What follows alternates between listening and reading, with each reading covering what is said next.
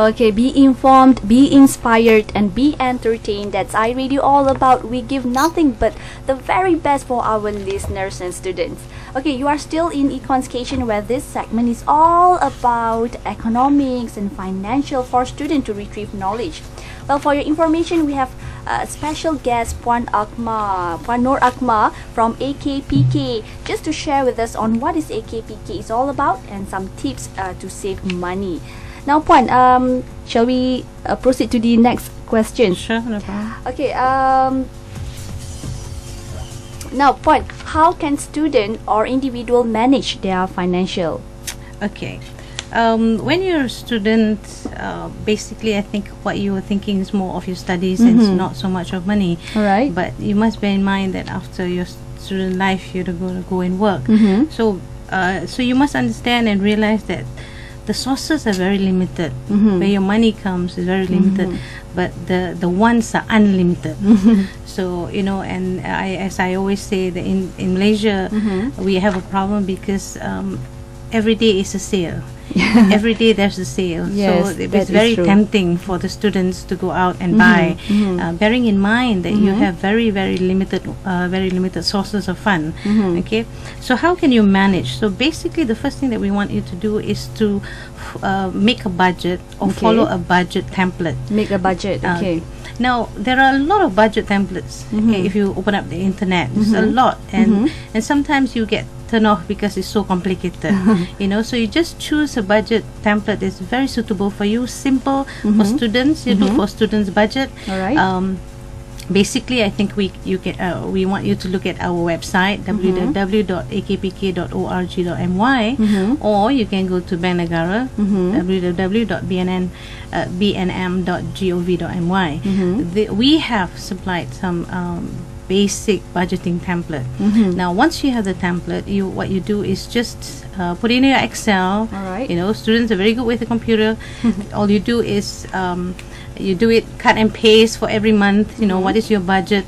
Because the budget will help you track all your expenses, all where your money comes from. If then you have to divide on all the items that you need to purchase, whether you have to segregate them, whether they are your needs, whether they are your wants. Okay, now remember, for students, I know, just like my children also, they're all, it's a want, never a need. Everything, yeah. In fact, their wants become a need. You know, so you must segregate. You know, like, let me give you an example. A handphone. What is it to you, Siti? How do I call it? Siti. Siti. Just call me Siti. Siti. Sorry, what is a handphone? Is it a need or a want? Maybe a need. Yes, it's true. It's a need. Yeah, because your parents need to call you. You need to call your professors. But a BlackBerry. I must say iPhone 4. iPad, iPhone. Yes, that's more of a want. Yes. That's true. Because according to your budget, you might not be able to purchase that unless somebody buys it for you. Even then, you have to maintain all those things. Okay, so you have to segregate all your purchases into a need and a want. And then next thing, you have to look at your expenses. Then you have to look at, you have to divide expenses, fixed expenses. For example, are you renting a house? So the rent is the fixed expenses, okay? And then you have to look into variable expenses. Variable expenses like your outings. You know, you have to eat. Yes. Yeah, it's a need. It's a need. You have to eat. Every day. Some people can drink coffee, very simple coffee, but some people wants to drink Starbucks coffee. So there's a big difference there in prices. The other expenses you have to look at is discretionary expenses, like going for a movie, having Astro or cable TV in your house while being a student, or internet. Yeah, internet. But internet is cheap. It's necessary. It's actually necessary for students. Okay. So that could probably be one of your fixed expenses, because that's more of very important for you guys. Okay, but you have to look at this, like going for movies. You know, you don't have to go for a movie every day. Yes. Or and you can go, like, I know, like Wednesdays or something like that. You go for cheap 6 ringgit or 7 ringgit. Well, you should know. So, and then you can use your student discount cards.